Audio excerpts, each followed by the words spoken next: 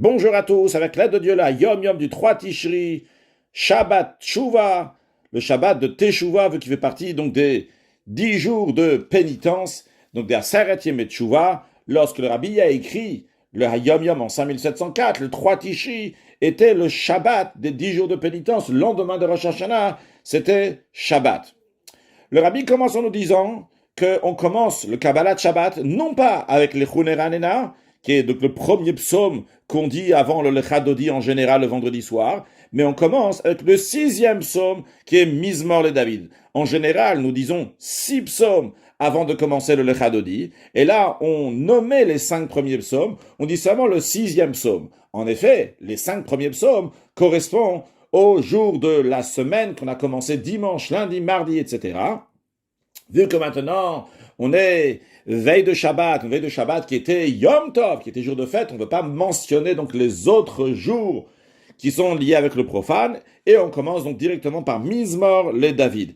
Et de même, chaque Shabbat, qui est Motsai Yom Tov, qui est à la sortie de Yom Tov, ce qui est un chidouche, une nouveauté du Rabbi, ce qui n'est pas évident pour tout le monde, parce que c'est évident pour tout le monde lorsque Shabbat fait partie de Yom Tov, qu'on commence par Mizmor le David, mais lorsque Shabbat suit Yom Tov, c'était pas si évident. Le Rabbi nous dit ce chidouche dans le Hayom Yom, que même lorsque Shabbat suit les jours de Yom Tov, on commence à Mizmor le David et pas le Choneranena.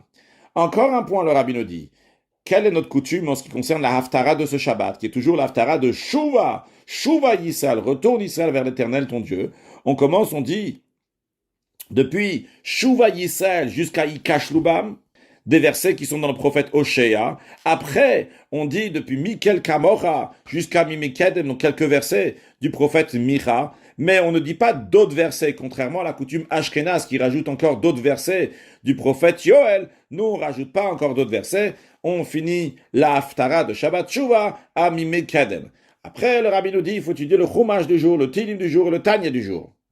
Après, le Rabbi nous raconte que le lundi de Parashat Kitetse, c'était le 6 Elul 5564, donc qui correspond à 1804. Le Tzemar Tzedek, le 3e Rabbi de Chabad, avant qu'il soit Rabbi, il a été reçu par l'Admour Azaken, son grand-père, le premier Rabbi de Chabad, et il lui a dit la chose suivante.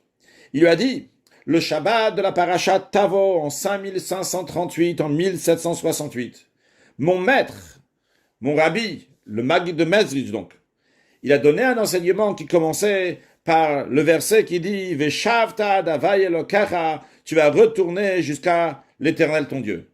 Et il a expliqué que le travail de la tchouva, ici on ne parle pas de la tchouva elle-même, on parle du travail de la tchouva, c'est-à-dire le travail qui amène à la tchouva.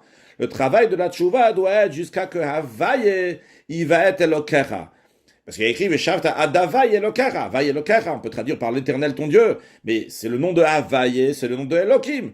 On dit tu vas retourner jusqu'à que Havaye, jusqu'à que le nom de Havaye Yudkevavke, le tétragramme, donc qui correspond à Yahové veillé, il était, il sera, qui correspond donc à un niveau qui est au-delà des mondes. Il va devenir Elokera, il va devenir ton Dieu. Elohim, Elohim, Aleph, Lamed, He, Yud même, c'est la valeur numérique 86, qui est la même valeur numérique que Ha, Teva, He, Tet, Vet, Aïn, qui veut dire la nature. Comme il est écrit, Bereshit bara Elohim, qu'au commencement, Elohim a créé, donc c'est de la nature qui est dans ce monde. Alors, le travail de la tchouva, il faut que, bien que c'est Havaye, c'est un niveau qui est au-delà du monde, mais ça va devenir naturel chez toi, il va devenir Elokara. Ça, c'était l'enseignement du Maggid de Mezrich. Et l'Admour Azaken raconte à son petit-fils de Tzemar Tzedek que tout la Chevraya Kadisha, toute l'équipe sainte, tous les saints disciples du Maggid de Mezrich étaient émerveillés par cette explication. Parmi eux, il y avait le Rav Hatzadik, Rabbi Meshulam Zusha de Anipoli. Lui, il a dit qu'il ne peut pas arriver ainsi au niveau de Tchouva. Et c'est la raison pour laquelle il va partager cette Tchouva en plusieurs parties. Parce que la Teshuvah, ça s'écrit Tav, Shin, Vav, Vet, He. Donc il y a 5 lettres. Et c'est les Rachetevot, c'est des initiales de 5 versets, que chacun de ces versets représente un travail de Teshuvah. Le Tav, c'est Tamim. Le verset Tamim, Tirim Hashem Elokera. Tu seras intègre avec l'Éternel ton Dieu. Le Shin de Teshuvah, c'est Shiviti Hashem Lenegdi Tamid. Je place l'Éternel toujours face à moi. Après le Vav de Teshuvah, c'est ve'ahavta lereacha kamocha, tu aimeras ton prochain comme toi-même. Le bet de Teshuvah, c'est bechol drachecha da'eu, dans tous tes chemins, dans toutes tes voies, songe à lui, connais Hachem, retrouve Hachem. Et le he, la dernière lettre de Teshuvah, c'est atzne'a lechet, imachem elokera, sois humble avec, devant l'Éternel ton Dieu. Maintenant, le rabbi précédent dit que lorsque mon père, le rabbi Rachab, m'a raconté tout ça, il a conclu. Le mot de Teshuvah a 5 lettres. Et chacune de ces lettres, c'est un chemin, une manière dans la avodat Teshuvah, dans le travail qui amène à Teshuvah. Et le rabbi Rachab a expliqué longuement les 5 manières.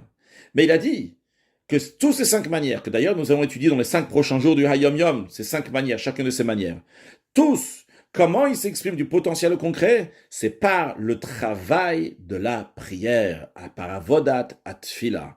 Alors une bonne Teshuvah à nous tous, Teshuvah Ilah et Mashiach now, un excellent Yom.